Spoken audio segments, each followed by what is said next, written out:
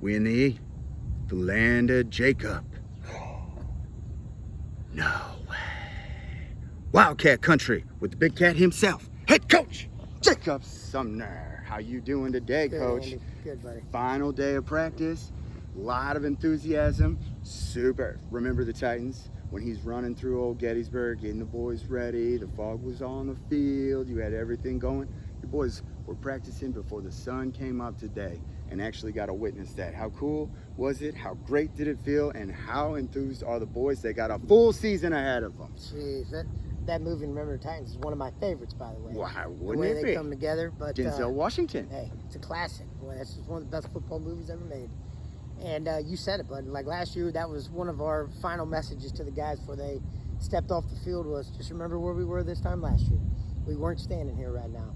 And the opportunity to have a practice in the morning and come up with the sun and be around each other and get ready to put those shoulder pads and everything on tomorrow and go out and battle is a great thing. It was a hard camp, but a good camp. They fought through some bad weather, some good weather, and here we are with the storm coming, but they're the storm coming up to the Jags tomorrow night.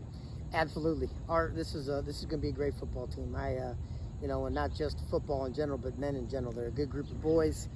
We have such a great tradition around here, and they've done everything asked of them. Missing a year of that tradition and that off season and that bonding time, you always wonder what's going to happen. And the way that they dove in this off season and during camp and just every little thing we've asked them to do, they've done. Which is one of the most amazing things that I have truly noticed about your program is the mentorship of all the different people, not just the coaches, but everybody involved. It does feel like a family, does feel like a community, and that's why everybody keeps contributing. Absolutely, and that's one of my favorite things about being an alumni and being back here to coach these guys. You coached it? Did everybody here? Yeah. I went through Pete, he coached here, Fred coached here, like you all came through here, it feels like. All of us, man. And that's there's 9 of us on staff. We just added a 10th in Austin Crump, and we got some transplant coaches too that are that bleed purple now. But that's Wow. That's a pretty special thing. That's a gold standard. It is a Purple gold and standard. gold standard. And yeah, that's a good one. Huh? I like that. I Huh? like the way you That was tied on the in. fly. That was good. Right. Yeah, and those guys, you said it. They set the standard. And what I think is cool about having alumni be able to come back and coach is they've walked in all these boys' shoes. They've been through the grind, just a different generation. But the thing that's generational and traditional is just the way we love Eureka and the way our kids love each other and the way that they learn to be bigger than themselves and come around a goal. And that's something, no matter if it's the early 90s or the late 2000s, they do. So. Isn't that the truth? So you're saying to me your program is turning boys into men that end up being contributing members of society. Crushing it, Coach. Kudos to you and that staff that has that purple passion that you were talking about. All of you are demonstrating the exact thing I was talking about. It was amazing to see, and I was talking with Pete earlier today, the level of respect that the players actually have for the coaches too, and the level of commitment that they have for taking constructive criticism at times, but also rewarding themselves and patting themselves on the back because of that brotherhood where the coaches get separated and the team develops their own little culture. The first thing that I certainly noticed about this culture is in it to win it, and that's something you got on this team. Absolutely, and I've heard Pete talk and Tyler talked about player-led teams. I think what's great about that tradition piece and all the things tied in is our kids want to set that standard high. Right. And they want that for themselves, and they realize to get a high standard and to get where they want to be as a football team and as a man, they've got to do the little detailed things. And, like we always say, a lot of little things add up to big, great things. Right. And this group's believed in that, and they've picked up that torch from the last year's team, even though they had a last condensed season, and really ran with it. And that's what's exciting. I think that's something to touch on too, is obviously we're talking about tradition with players that have come before. I think we do need to mention the seniors that you had last year setting the tone with a shortened season, obviously with all the things that go on, but having that kind of leaders to where now your juniors have taken those reins and what they're showing has to be a testament of where that bar was set. Absolutely, and you said it's generational. We talk this all the time with our seniors. Those seniors always pouring into those young guys, and the things that they've carried from the generations before, pours out and shows out in them as they go through the season. And that group of seniors last year, I know was a pretty disappointing season all the way around, the way it shook out.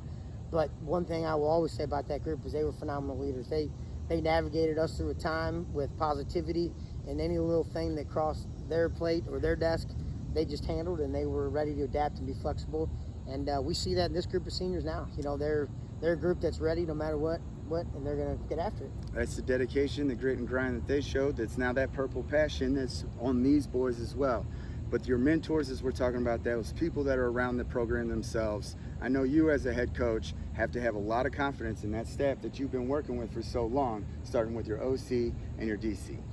Absolutely, and I can't say enough positive about our staff. You know, and our kids, obviously, we want them to be student leaders, but our staff, you know, Pete spoke to earlier, Tyler, our coordinators, those two guys are two of the hardest working guys in the area. And, you know, off season, in season, it doesn't matter. Those guys are doing whatever they can to improve themselves, which in return helps serve our boys better. And I can say that for every guy on our staff. Our guys, you know, every time they show up, they're positive with our kids. They're holding them to a standard. They're just loving on our boys. And that's one of my favorite things about the way our coaches coach is just how they love on them. You know, we've all come from a generation and seen a generation that maybe doesn't coach like that, and our guys are going to get on them, and they're going to hold them to a standard, and our boys are going to know it. But then at the back end, they're wrapping their arm around them, telling them how much they love them. Right, and adaptability could be one of the key words for your team to have so much versatility the way it has, so much opportunity that's out there, and all the players are working together like a brotherhood, and you've got to feel good with that kind of team leaving camp.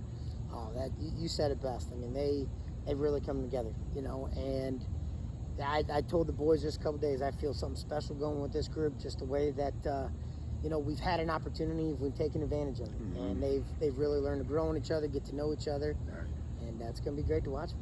I want to highlight two players that I'm thinking about that can define it on filling your role when you have to fill that role. It's the strong wills, if you will. You have one will that's out, mega seller, to help fundraise, to get the team what they need to do. Meanwhile, he is one of the first players I noticed when I started going through film.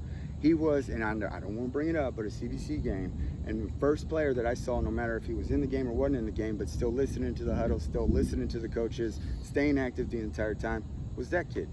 Will Conley, you're talking about. You bet I am. Will Conley is one of my favorite kids. He is what you would define an ultimate team player.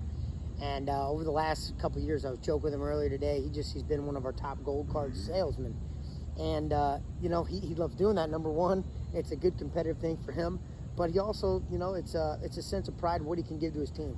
You know, I was out here the other day getting ready to recognize him for his sales, and he's running over here grabbing decals, grabbing anything I asked, and I'm like, you know, this is a senior that, you know, could look back and go, oh, I'm the old guy, but, you know, Will's character and personality showing his sales and just how he does anything asked. And it's a cool thing. Right, and that's one of the greatest characteristics you can ever ask. It takes literally no effort anywhere in the world to hustle. That's right. From your best player to your worst player. But Will, he gonna make plays though. That's the truth about him as well.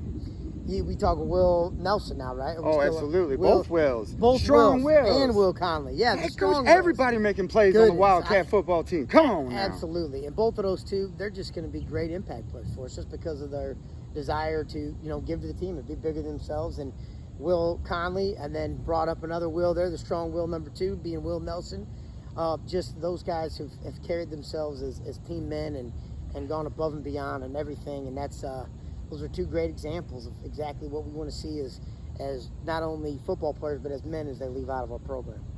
Coach, you got opening day. I believe it's 778 days since the last time you played in August. Off the top of my head, last time it was Fort Zumwalt West. It was a 1-point game. But then you rattled off 10 straight, one of the most famous teams around. Yep. Here we are looking at another challenge, half of a season, but we're ready to go with the same mentality of those players that were still around when that 1-point loss was there. How good are you feeling to start tomorrow? It's like Christmas Eve for a head football coach.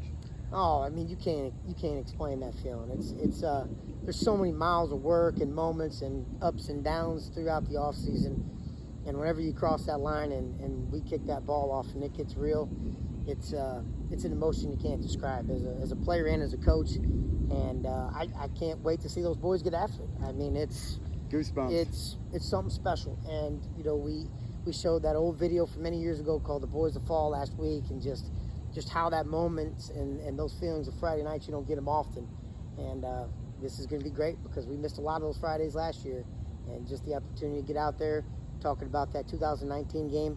I know a lot of those guys were young men standing on that sideline. I got to get my trash talk in before we really get going. You know me, Coach. They haven't left that, you know, in the year, and some of those guys were freshmen in 18. We had you know, good little battle out here in 2018 with Fort Jamal West, and went back over there, and they got us there towards the end. But, you know, they're a quality team, good coach program. But that game one's a fun one. You want that first one, and I know our kids are hungry for that. And the only thing that matters, if we've learned anything, is that if you get one more game, you got to show up. That's right. We need them to show up, don't we, Coach? We do. This is a community sport, and this is a community football team.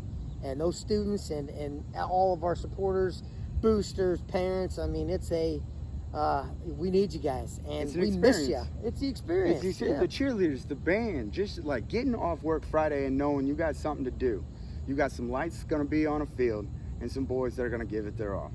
Can you ask for much better on a Friday night? You can't, buddy. And except for time with my wife and daughter, without a doubt. I must say that. Full disclosure, trying to stay married. Just saying. And if anything, I trust Eureka. My daughter goes there. So, hey, if there's anything I can say, I do certainly trust what you guys are doing. I send my daughter there, and you wouldn't just trust anybody with your kids, right, Coach? Amen to that. No.